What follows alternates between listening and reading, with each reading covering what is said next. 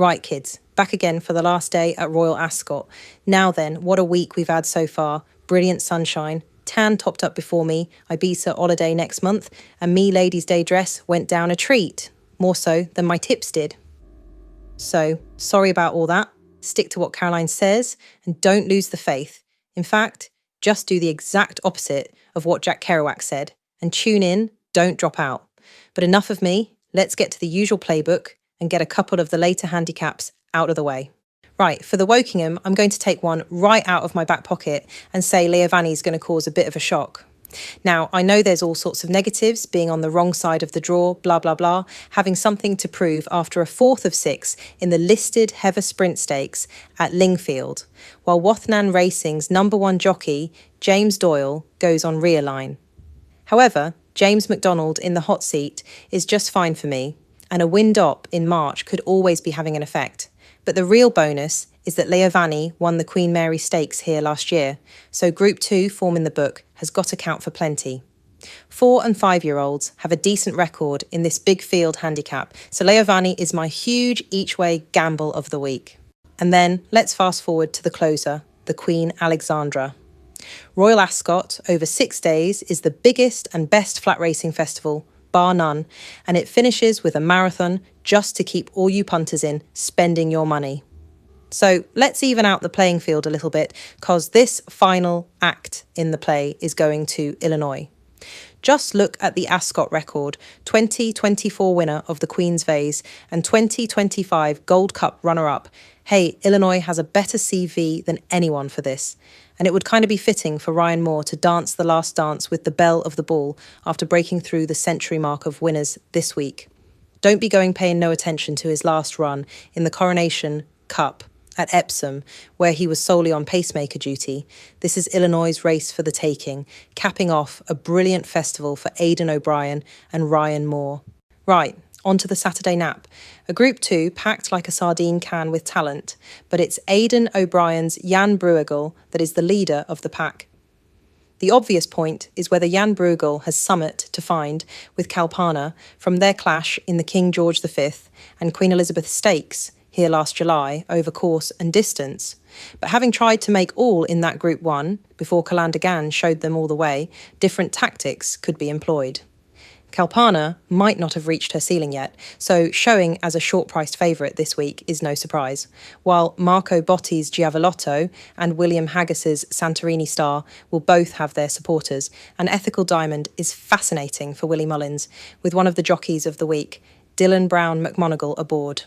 What a thriller, but there's going to be plenty of pace on from the off, so Jan Bruegel's stamina could come through, in my honest opinion. Caroline? Yes, Jaysella, the race of the day for me, and it's only a Group 2. Well, I'm telling yous, this is a Group 2 in name only for me, considering this lineup, and I'm also going to go on Jan Bruegel, who I think will be played with plenty of tactical awareness by Ryan Moore. Although Jan Bruegel could take it from the front, there's no need to do that, and with Ryan Moore being so astute in that department, why would he? No, I think that the pace could be left to Santorini Star, or even dual Derby winner Lamborn, with Ryan Moore keeping tabs on Kalpana, French raider Goliath and Giavellotto before making a play in the final half mile. My next best goes in the Jersey Stakes. For this Group 3, the one that shines the brightest for me in this lineup, is Ed Walker's The Prettiest Star. 4th in the 1,000 guineas at Newmarket, but that was her first run this term, so she's entitled to come on for that, ain't she?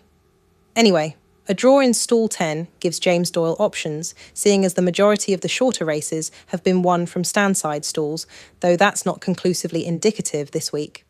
But trends analysis ain't the overriding factor for me, gut instinct is, so I reckon The Prettiest Star is going to shine brightly for James Doyle.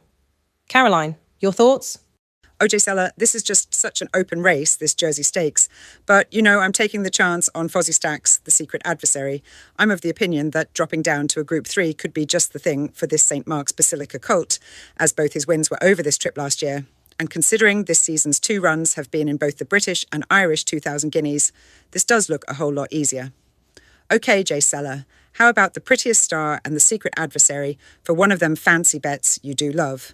But the secret adversary, I think, can win. Same place, different day, as Aidan O'Brien and Ryan Moore can dominate Saturday's card from the off with Carry the Flag in the Norfolk Stakes. Got a decent draw here too if the stand-side groups continue to produce more than their fair share of winners this week. And his second to Great Barrier Reef in the Marble Hill last time out is seriously franked form, with that rival scoring for me in the Coventry this week. Wesley Ward's Easy Tina won impressively at Woodbine, so expect a bullet start out to stall 3, but that's the wrong side of the pack for me, and with Ascot's stiff finish asking the stamina question of these 2-year-olds might just peak too soon. I'd be more worried about Clive Cox's Orthodox, who is speedily bred and won with a bit to spare at Salisbury, with Kevin Ryan's Where Love Lives, My Each Way Gamble, if that's your thing. But I think it's Carry the Flag to raise the Ballydoyle colours. It's going to start looking like I've got a thing about Ryan Moore when I give you Satono Reeve for the Queen Elizabeth II Jubilee Stakes. But Noriyuki Hori's brilliant sprinter was runner-up in this last year, and in Ryan Moore, we've got the best jockey available for Royal Ascot this week on board. Satano Reeve is 7 now, so not likely to be breaking no new ground, but as he's been following Kai Ying rising home a couple of times this season and last, should know what's required to win this.